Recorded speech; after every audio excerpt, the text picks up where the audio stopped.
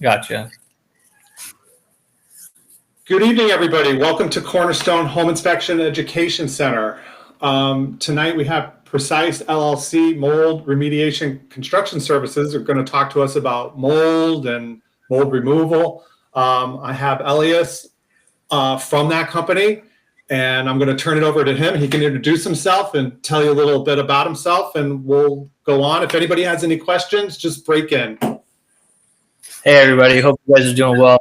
Thank you for joining us tonight, and thank you for having me as well.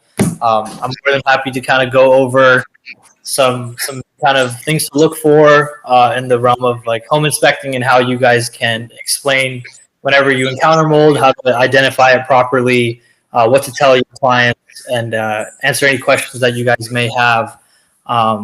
So me, I'm one of the owners at Precise. There's four of us. There's myself, Anatoly, Leo, and Marco. We're all originally from California. We came out here, moved to Connecticut for work. We started the company about 4 years ago. We're licensed mediator as well as licensed general contractors. They go a bit hand in hand when it comes to mold and removing it properly and remediating. So we'll get right into it, and I'll kind of just break everything down. And feel free, if anybody has a question, jump in at any time. And then we'll probably open the floor up at the end as well for more questions. All right, we can go to the next slide, Jim. Okay, so I think the first thing to go over is how mold can originate or how it grows in the first place. So for mold to come about, you're going to need two things. You're going to need moisture to occur, and you're going to need a food source. So moisture can be anything such as a really humid basement, any type of leak or flood that may have occurred, like floods in the basement, leak from water heaters, boilers, things like that.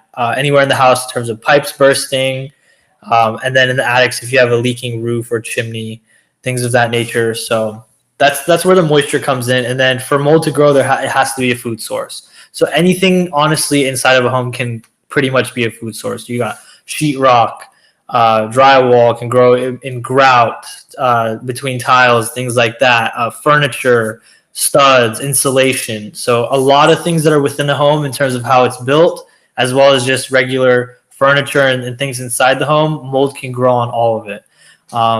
So there's a lot of places that it can grow, and all you need is that little bit of moisture. So next slide is kind of how you can identify it. And I'll open it up to questions per slide, actually. Or Jim, would you like it to kind of just go through the end and then we open it up? I would just keep going through, and there'll be questions that come up. Sure, no problem. So the next step would be to kind of how to identify it and some options in terms of testing. So a lot of mold will have a black appearance, but that doesn't mean that all mold is black. It can come in a lot of different colors. Sometimes it can have a white appearance. It can be red. There's a lot of different colors. So color is not the only determining factor. Some other points that you can look at is if it has it's a lot of circles that kind of are scattered, but it follows a linear pattern, and there has to be a source. So you're always going to want to see if there's any water damage that occurred in the area, signs of previous moisture, or just gaining information from the homeowner about knowing that there was a previous leak or flood in this area. Again, you want to make sure that you can figure out where the moisture was or how it's there, and then kind of seeing where the mold has grown. So that's kind of how you would figure it out.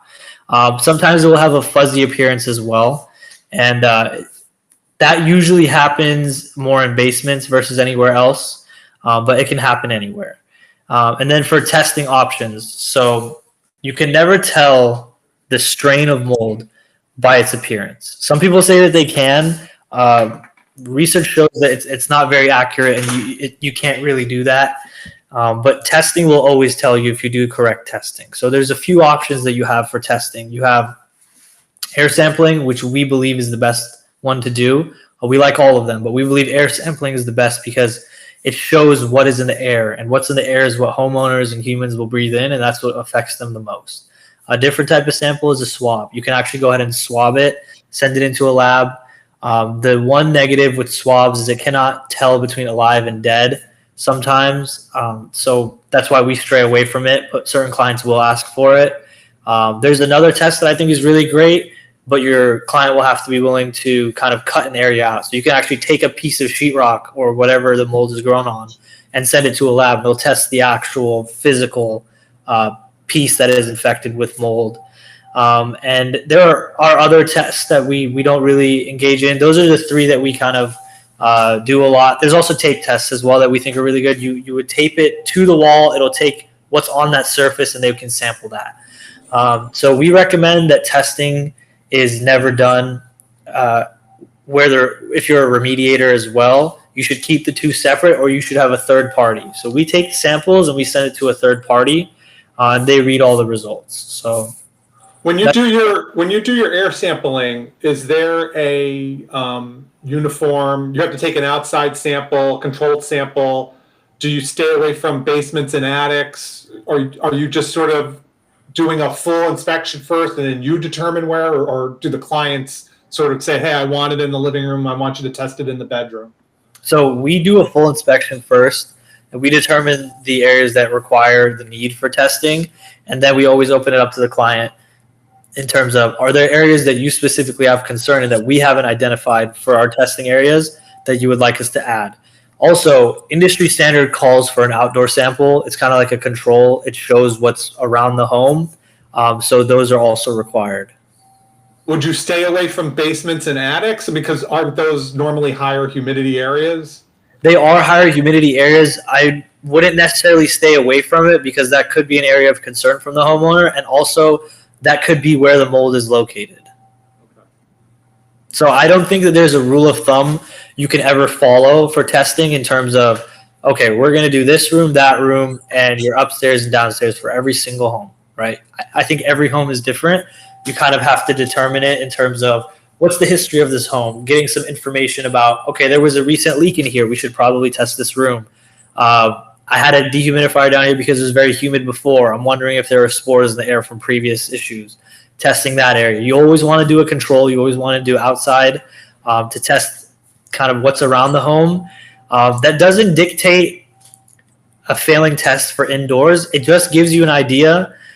Some people don't like the outdoor test. Personally, I don't, because I think inside the home is the most important because that's where people are living. But I do see the point in it. It kind of is a control and shows you what's going on right outside the house. So kind of going over testing, right? So now strains. When you get your report, if you have a good testing company, it should showcase all the different strains and which ones are present and how much of it is present.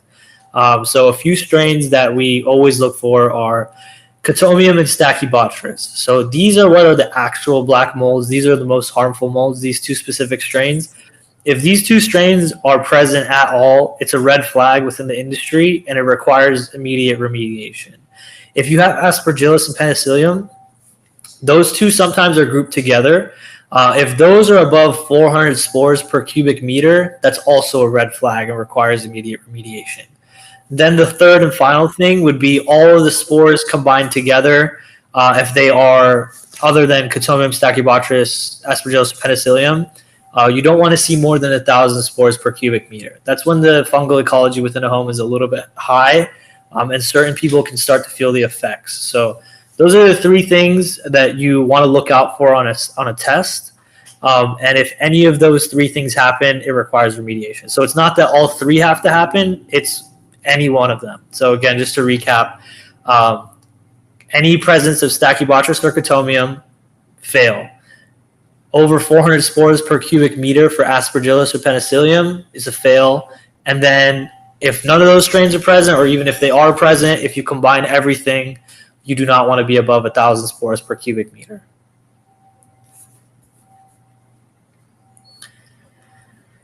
Okay, so this is kind of you guys as home inspectors and kind of what we know and what I can pass on to you and how you would communicate it to the client. So what we know is that mold forms when there's moisture in a food source, what we kind of went over earlier on, and how it can grow on a ton of different things. It's most commonly on sheetrock, insulation, sometimes on studs because that's still wood as well. That's usually where water is getting trapped between and on. Again, a lot of bathrooms within the grout and things of those areas, and it can go on the furniture as well. Moisture, again, kind of what we went over, leaks, floods, high humidity in certain areas of the home, things like that. So what we know now is once you see the visible mold, where you can say you have a piece of sheetrock and there's mold on it, the visible that you can see is called a colony. So that's where all the spores have attached to initially, and they've had the most growth. From that colony, these microscopic spores will shoot out into the air, and they just circulate, and they're just hanging out. What they're doing is they're waiting for the next source of moisture. They're looking for new areas to feed on.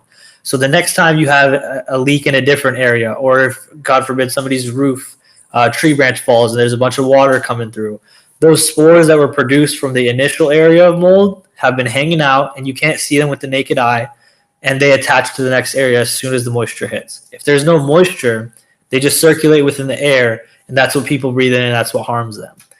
Mold is a very natural thing. It's in the outdoors. It feeds on things like tree bark, but when it treats on things, or when it feeds on things inside of a home, it's not their natural food source. So these spores, they're not harmful outdoors because they're feeding on their natural food source, but when they don't feed on their natural food source, the spores give off mycotoxins. So the mycotoxins are what harm people.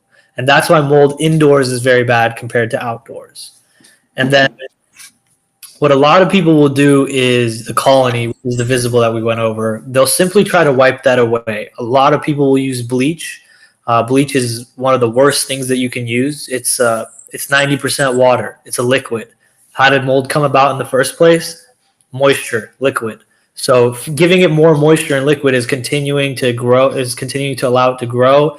It also irritates it because it thinks it's trying to be killed. So it spores out even more. So now you have more spores circulating within the air. So bleach will remove its pigmentation and it will wipe away the stain. But if you looked at it under a microscope, the mold is still there and you didn't take care of any of the spores in the air either. So then again, simply removing that piece of sheetrock. I'm going to use sheetrock as an example because it's the most common thing that we'll see. It could be for a rafter or a joist in an attic as well, or whatever it may be. Simply removing that piece where the visible mold was doesn't take care of the entire mold problem because those spores are still there. Removing the colony, like home base, think of it, doesn't kill off the soldiers that are in the air. They're still hanging out. They're still waiting for the next source of moisture to attach onto. And whoever's living there continues to breathe that in. So if somebody's selling a home, they just cut the sheetrock out, but they don't treat the air, whoever's moving into the home has contaminated air that they're going to be living in. The correct way to kind of communicate with the client is depending on the situation, right? If they have visible mold and it's over a lot of places and it's very deeply rooted, you have to replace whatever material it's on, and then you have to treat the air. The ways you could do that are through dry fogging processes or HEPA filters. Then we would correct those areas. We could put all that stuff back.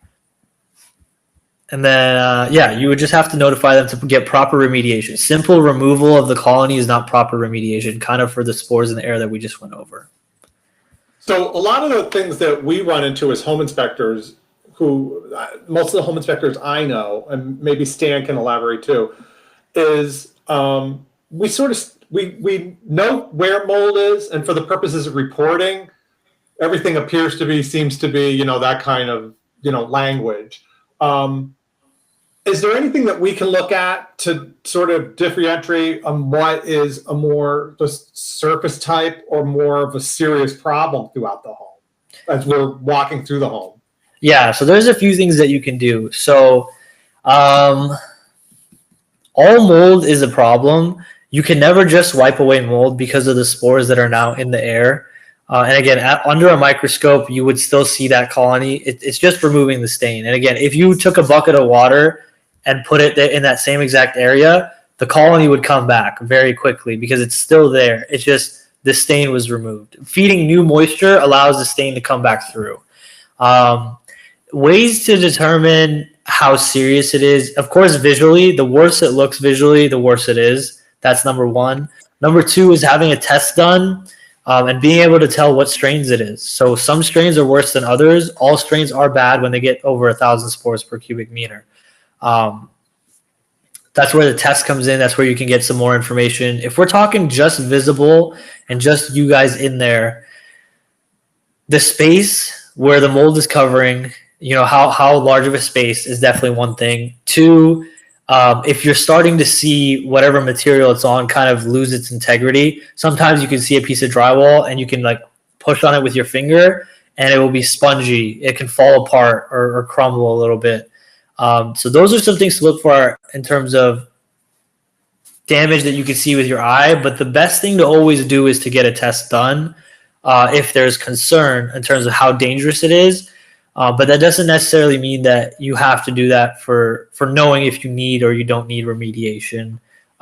It's always recommended, right? But I'm saying in terms of you guys as home inspectors, you can pretty much tell when a situation is really bad and where remediation is needed versus a situation where we're a little curious about what's going on. Maybe we need to do a test. I think the things to look for are compromised integrity on whatever material it's on and the space that it's taking and how deeply rooted you can kind of see. Because you can tell when you look at it if it's very surface or if it's more rooted into the sheetrock or whatever material it's on.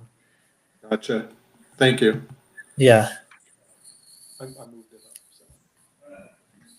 So. Okay, got it. So I'm going to go over some common areas for mold growth that, again, you guys as inspectors, I'm sure you have your areas you're always going to want to look at because you know certain problems that come up. So in terms of mold, the main areas you always want to look for are attics, basements, and bathrooms. So I'll break each one down. For the attic, common causes of mold growth are poor ventilation. So sometimes people don't have any vents in there, and it gets really hot in the summers where we're at in Connecticut. So hot and cold, humidity, things like that. So there's no ventilation in there is number one. You got to have ventilation in your attic. Otherwise, you're going to get mold growth. A lot of bathroom exhaust fans vent into the attics in Connecticut. So all of that hot, steamy air from the bathroom is going straight into the attic. And that's years and years and years of it doing that. You're going to get mold growth. I'm sure you guys have seen it kind of along the plywood in a lot of attics. And then the most common one, they're all pretty common. And then the one that actually will make the situation the worst and very fast is if you have a roof or chimney leak. So those are the common causes in attics. Any questions there? So a lot of times when we go into attics, what we'll see is between the framing, you may see just 2 or 3 sections with mold, and on either side, nothing. Yep. And there's no fan. It's just weird. Or maybe it's just the left side of the attic. Mm-hmm. I guess it's just how all that moisture escapes, and if it doesn't. Yeah, in attics, we see that all the time, where it's like one side is completely messed up and the other is perfectly fine. Or it's one portion of just one side. Sometimes you'll see it all over. But when it's usually one side, that means that there was some type of leak in the roof at some point. Or if it's just a portion of that side, it's usually a bathroom exhaust that's venting directly onto that spot. I'm sure that when you guys are going in, people realize that there are problems with their house and they correct certain things. So they'll route the bathroom exhaust out of the house or they'll fix the roof. So you can't really see that it's there. But in terms of mold, you kind of have to go off of what you can see and then kind of go back in reverse and think about what could have caused this. If it's the entire side, there was probably a leak on that side at some point and a pretty bad one, and they probably repaired it. If the roof is very old, you're going to look for some bathroom exhaust fans that are ventilating in those areas. And there's multiple bathrooms in houses sometimes, so it could be ventilating on 2 different sides of that side of the roof. And then if none of those signs are showing, it's probably a ventilation issue. It has to be one of those 3 things most of the time in the attics. Okay. And then the next one we'll go over is bathrooms. So bathrooms are the most wet place in the living area of a home if you're not talking about an attic and basement. People take showers there. There's a sink. Kids probably splash water, X, Y, and Z. So there's a lot of problems in bathrooms. One of the biggest causes is having no exhaust fan or an exhaust fan that's not working or a very weak one. It's a very simple test. Piece of tissue paper, see how well it holds. You can listen even. You want to make sure lint is cleared out of there periodically, just for regular homeowners, right? That's what they should just do to make sure their fans are effective. But yeah, having an exhaust fan that doesn't work lets all the moisture go to the top of the room, and that's why you see a lot of mold growth on ceilings in the bathroom. Something has to take that moisture out. The way you do that is with an exhaust fan. And then you have to make sure that exhaust fan is getting routed out of the home. not into the attic. So that's the biggest cause in bathrooms. And then just poor sealing and caulking, allowing water to travel from the showers and things like that, and just poor bathroom maintenance. That's what we see in bathrooms a lot. And then for basements, so basements, they get a lot of floods. Foundations are not built properly. You get water from the exterior that comes in through the side or sometimes from the ground. So the way that we handle those, and also a lot of basements are very humid. So people need to run dehumidifiers. You can put all your drains. You can make sure not a drop of water comes in. But if it's just very humid, that's just how it was built, unfortunately, for that house. They just have to run dehumidifiers.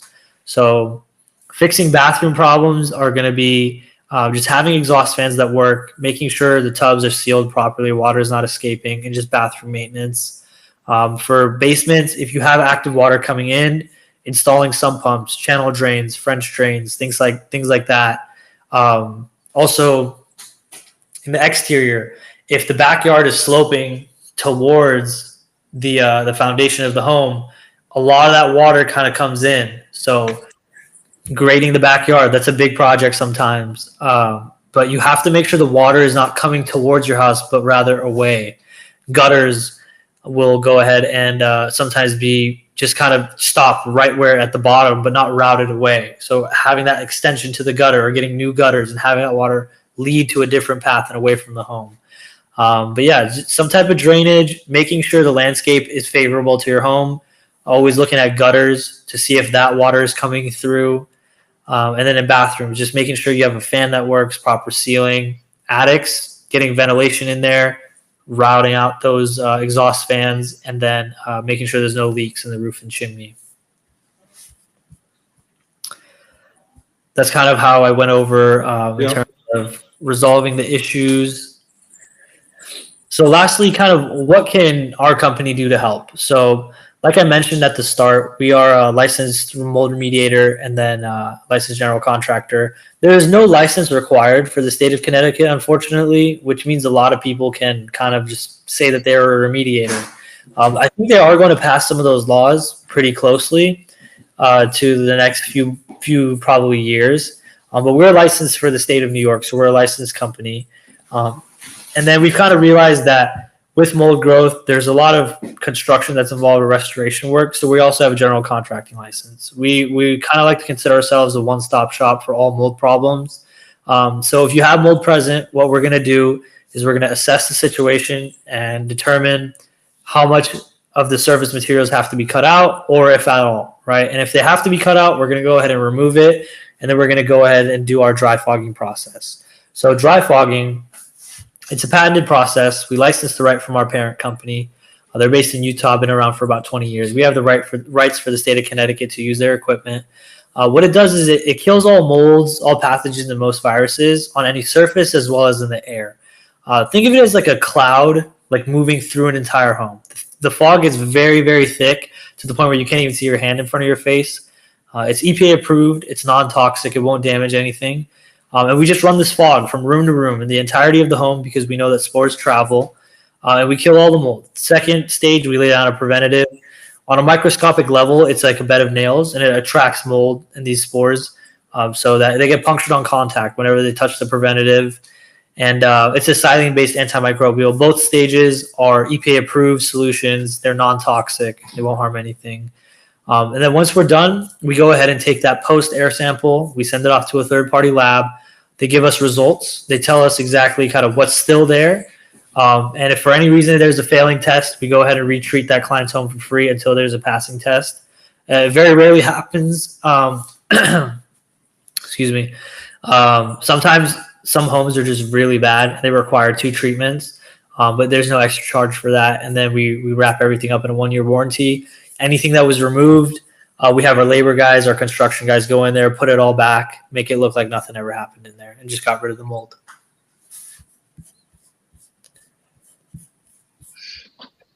How long does that process take, the treatment process? Like the house is being fogged, the people have to be out, right? The homeowners? Yeah, so when we're doing the fogging process, no humans, no pets can be in the house. Typical houses are about between like 1 to 2,000, 2,500 square feet. It's usually 4 hours, give or take an hour. Just depends on how high the ceilings are and things of that nature. Most homes aren't really going above 5,000, 6,000 square feet for those really, really expensive homes. And those take us about 7 or 8 hours, sometimes even quicker, again, depending on ceiling height. But it's about a quarter of the day, sometimes less. And then as soon as we're done, people can come back in. There's a slight vinegar smell, but what I always recommend is just pop a few windows open, some screen doors. Give it about another 30 minutes to an hour, and when you come back, all that smell should be gone. But maybe a very slight vinegar smell. I've never had somebody complain about the day after. And let's say we'll go back to the attic. So it gets up there too, right? We do every single room, every single area of it. Okay.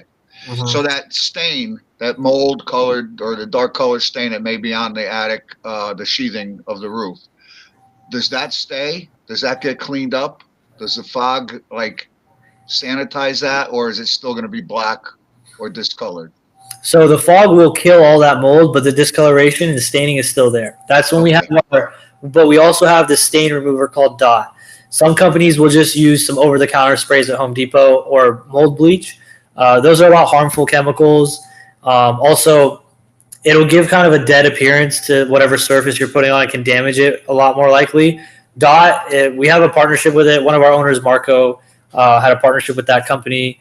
He has a bit more information on it, but it's a lot less harmful, and it does a lot better job on removing the stain. Sometimes it will not completely remove the stain. That's what we have our air sampling for, where you have a full report and documentation that the mold was remediated. Some people also don't care about the stain. They just want the mold taken care of. But the stain remover does do a very good job, and we have it, and we're able to use it on a lot of projects. I just can't guarantee it completely removes the stain. If aesthetic is that much of a concern, we always advise the client that we can take whatever area it is that is stained too heavily, we can remove it and replace it. But the stain remover does do a very good job. Okay. The reason why I ask is because in the past, maybe we're inspecting a house, we see that discoloration, we talk about it, the homeowner says, oh, we had the house treated. Then, of course, I would have to say, well, you're going to have to show documentation to these folks because they're still concerned about the discoloration of the sheathing. So as long as that paperwork is in place proving that you treated the house, I think that should be sufficient. I never know what happens after, I issue my report or I leave the house, but I know in the past that people expect everything to be gone after a house is treated. And, I tell them that's not always the case, but sometimes they don't want to hear that. So I just thought I'd ask. Yeah, you're definitely on the right path. Sometimes that's not always the case, right? Somebody can treat for mold and they can do the correct job and they did treat it properly. But the one issue is that sometimes it doesn't remove the stain, right? So if you want the stain to be removed, we do have a stain remover, or we can replace whatever area it is that you're concerned. Sometimes that area has to be removed, right? But this is for when we determine that areas still have their integrity. It's just dry fog and stain removal. And we always supply documentation to every single job. We mandatory test every home that we finish. You're going to get that full report, shows everything that's there. After we're done, we always take a pre and post. So before we start and after. So you see the difference. And then we also give a certificate of treatment, and our 1-year warranty is for the property. It's not to an individual. So if I remediated Jim's home and Jim moved out a week later, that property is still warranted for 1 year from the date of service. So it's for the building, not the home, and it always transfers over. Okay. Do you have, so I'm going to guess that you don't leave the house until all the water sources that you think exist have been remediated, corrected, because that would just kind of void your warranty if something was still leaking in. It could create another problem, correct? 100%. If you have an active leak, you're just going to get mold again. No preventative in the world is going to stop mold growth if you have an active leak. So we always tell our clients, we do our best job to identify all the leaks. We always also say, hey, however long you've been living here, you know your home's history. If you're aware of any leaks that we might have missed or that are hidden or that you know from before, please bring them up and have them corrected. I can remediate this problem for you, but if you have an ongoing leak, it's going to come back. So we have them correct all of those. We can correct them as well ourselves, depending on the complexity of it. But if they go the route of correcting it themselves or using someone else, we just have to make sure that they have done that. We remediate, and then if they have the problem again, unfortunately, because they didn't correct their moisture, the warranty will be voided. Now, do you get a lot of work that you find out was discovered during the sale of a home, during a home inspection? We've had a ton of people call us. We've had a ton of inspectors reach out, a ton of realtors. A lot of people have reached out to us. There's been a lot of cases where someone's selling, someone's buying. Usually we see when the seller reaches out to us that they really care about the problem. They want to take care of it the right way. Usually when the buyer's reaching out to us, the seller usually gives pushback because our process is a premium service because we treat the air as well as the surface. A lot of companies will just treat the surface, which isn't taking care of the whole problem. So we can be a little bit more expensive than some other remediation companies, but we do the full job. So when it's a buyer reaching out to us, the sellers usually give a lot of pushback. But if it's a seller, we've done a ton of jobs for them. So let's go back to that 1,500 to 2,000 square foot house. Average price, say not a crazy bad mold job, but what is the average price to treat that house, the treatment part? Yep. So if there's no cutout involved, if it's just a dry fog process and some stain removal, it's $2 a square foot for the dry fogging process. So if it's 1,500 square feet, it'd be $3,000 for that. Our sampling is $499. That's when we take the samples and send it off to the lab. They charge us and give us the report. If they have an HVAC system, we run it through there sometimes. That's depending on the size of the home, it's between $299 and $499. Some homes don't have HVAC systems. And then we have our labor at $85 an hour. It usually takes about 3 to 5 hours. So you're looking at right around the $300, $350 mark. If you're looking at a 1,500 square foot home with everything I just said, it's typically going to come out to right around $4,000 to $4,500. Jim, can you go back to those pictures? Yeah, hold on. Is this your last slide? I'm going to call you A because I don't know if I can say your name right every time. Is that okay? No worries. Okay. I'm sorry. Jim had pictures up here. Did you see? They're just from the internet. Yeah, I can't like fully. You can't see them? I can see. Just have to zoom in a little bit. Okay. Yeah, I can. There was one of so there was a room that had the mold on the paneling. Just like this here. And I'm just trying to stretch this out to an hour. I'm not trying to give you a hard time. Yeah. If you see the mold on the paneling, would you think that's all of the mold, or do you think there could be some damage behind that paneling that the paneling would have to be removed to check the sheetrock behind it? What would you think when you saw that? So that's an attic, right? This is, yeah, I get the picture that I'm talking about. It's not up, but it was a room with paneling and the mold was at the ceiling height at the top of the wall, but obviously there could be mold behind there. Right. So when you fog, does that mold behind there get corrected as well? So the fogging right here. Oh, I can't point to that. Right there. Right here? Yeah, that's tile, huh? That's not paneling. Is that a bathroom? Yeah. Like a bathroom. All right. So would you be concerned about what's going on behind that wall as well? Yes, not just the surface? 100%. There's your concern what's going on behind that wall. That ceiling has to be taken out. We got to open it up. We have to see what's going on. See if there's an active leak. What moisture could be sitting behind there. That's 100% a situation where you got to open it up. So even if the homeowner said, "Oh, look," and they take like a sanitation wipe and wipe that and it comes off, there's still a concern because there's a problem behind there as well, probably. Exactly. You have a problem behind there, almost guaranteed. Number two, all the spores are still in the air. Okay, but that spore in the air thing is a continuous cycle, right? Because no matter what you get rid of in your treatment, once you open windows and doors, you're going to have more spores from outside, correct? You will. So that's where you have to keep that house as dry as possible. Yes, you will have new spores coming into the home, but those spores haven't started to feed on the things within the home. So they aren't producing mycotoxins. So that's we got to get rid of the ones that we're feeding inside the home on food that they don't normally eat. They got to go. exactly. When the new ones come in, if we keep the house dry, they're less likely to become a problem. Exactly. Well, they're very unlikely to become a problem. I think the only way it will is if you have a humid or wet area. Right. So if people do not maintain their home in that respect. Exactly. So once they have the knowledge, there's no excuse, right?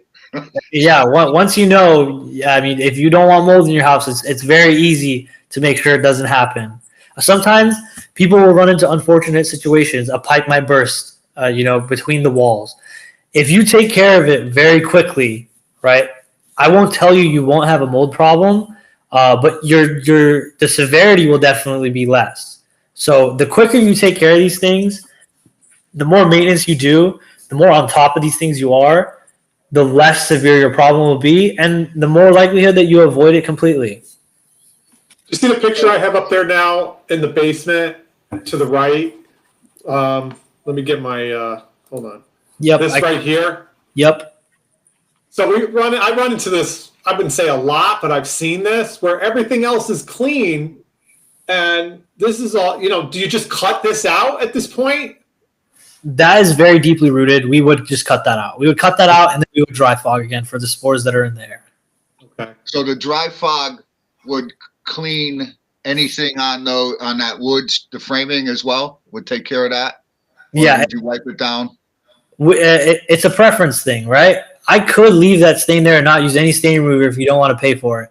I would really recommend it because of how deeply rooted it is. If you really want my opinion, though, I would remove it and replace it. All right. So remove the sheetrock, but there's framing still there. Would you wipe that down and then fog, or are you confident the fog will take care of anything that might be on that wood frame? Yeah, so I am confident the fog will kill whatever molds on the frame. Okay. What we like to use the stain remover for is framing, attics, plywood, joists, and things like that, because those can become a little bit more complicated to do work on. Sometimes they're load bearing, sometimes they're not. So that's and then most of the time they'll get covered up with sheetrock. So what we'll do is we'll expose it, depending on if it's necessary or not, do the dry fogging process, and then use a stain remover rather than replacing those behind it, unless they are compromised. If the stud is falling apart because it's rotted, it has to go, right? Right. It's structurally sound. It's just a stain, and it came from the sheetrock in front. It's going to be covered up again. To save the homeowner money, we would probably just use some stain remover and then put new sheetrock. So occasionally over the years that I've been doing this, I'll see a moldy floor joist that I can almost penetrate with a screwdriver. So your company is capable, since you have a contractor's license, to repair stuff like that as well if you find it's a structural issue? Correct. Yeah, we can So do soup to nuts you can do. Soup to nuts, one-stop shop. We'll remove whatever needs to be removed. We'll remediate it. I'll give you a report. I'll give you documentation. We can send off the sampling to a third party, warranty all the work, put everything back, call it a day. What did they do before fogging? So there's these things called HEPA filters. They still work. What they do is they kind of they circulate the air and filter it, but they can stay in the home between 3 to 14 days. Some companies still do use that. Like ServPro uses those all the time, but they're really annoying. It's 3 to 14 days of filtering your air. That area has to be tarped off. You can't access it, and you have to pay the rental fee for those units per day that they're there. So if you have mold in a few areas, you might have a few of them running. They're pretty loud and annoying. And again, a few days to up to 2 weeks, where dry fogging is a few hours. So dry fogging and the HEPA filters are basically the same thing. One takes a few hours, others take up to 2 weeks, sometimes a few days if it's not that bad. And also the HEPA filters only do one area where we treat the entire home, because spores do travel. So what you're saying is if they had a bathroom that had an issue, they're just going to kind of seal off that bathroom, do their work, and then put that scrubber in there and vent it outside. And that's how they would handle it. Correct. What was I going to ask? Oh, one of the things I ran into years ago on mold, and it amazed me. I did an inspection on a Cape in Glastonbury. It was right before Christmas. So it was not that it was a rushed inspection, but the people were moving in right before the holiday. And I noted mold, and it looked like this right in the attic, but it was only in 1, 2, 3, maybe 4 joists. Everything else was clear. And I said to him, that's a big problem. We've got to get somebody in here to look at it. It's no joke. And he was like, okay. I get a call a year later. Hey, we got a big problem here. What? I moved in. I'm not mad at you, Jim. I didn't take your advice. It was right before the holiday. We didn't even celebrate Christmas. I moved all my shit up into the attic. I never got that addressed. My kids can't breathe. My wife is sick. I looked up there. He sent me some pictures. It had migrated to the whole attic. I told him to leave the house immediately. They called a company to come in. It was a $30,000 job to clean the house. They had to rip it out walls, everything. It was amazing. Yeah. Well, that's, part of what we do. We identify things, and it doesn't necessarily just have to be mold. It could be any component or anything that we identify in a report. And unfortunately, we can't hold people's hands or make sure that those things get repaired. Yep. So this happens probably more than you would think, where people don't react or can't negotiate the things that we're talking about, and then sit on them for a while, and then they become more of an issue. Yep. So all we can do is identify and make recommendations, and they got to act on it. And that's a perfect example of not taking care of the problem, whether you negotiate it or not. It's got to be done. And we could be forceful in our reports with that and language only, though.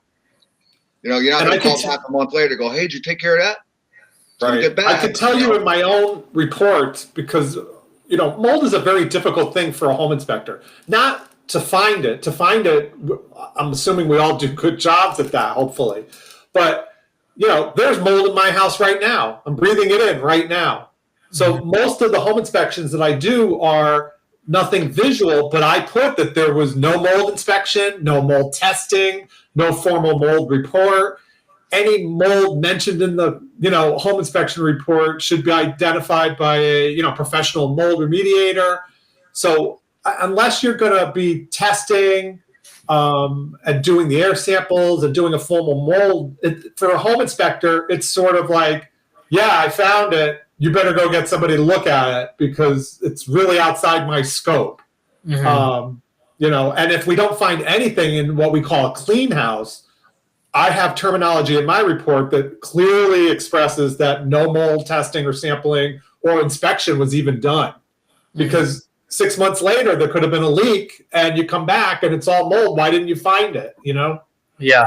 We're even advised not to use the word mold. We're supposed to say discoloration or growth. Yep. Was observed, because if we say it's mold and it's not, they could come after us. Yeah, that's what testing is for. What's that? That's where testing comes into play. So that's where testing has to come into play, right? Yep. So nobody ever wants to make an assumption. If you're asking me honestly, most of the time I can tell if it is or it isn't. Situations for you guys, right, where you don't want to be held liable, you should never say if it is or isn't mold. You should just express concern for discoloration or whatever it may be, and recommend a test or to have a remediation company give their opinion. So there's no liability on you guys.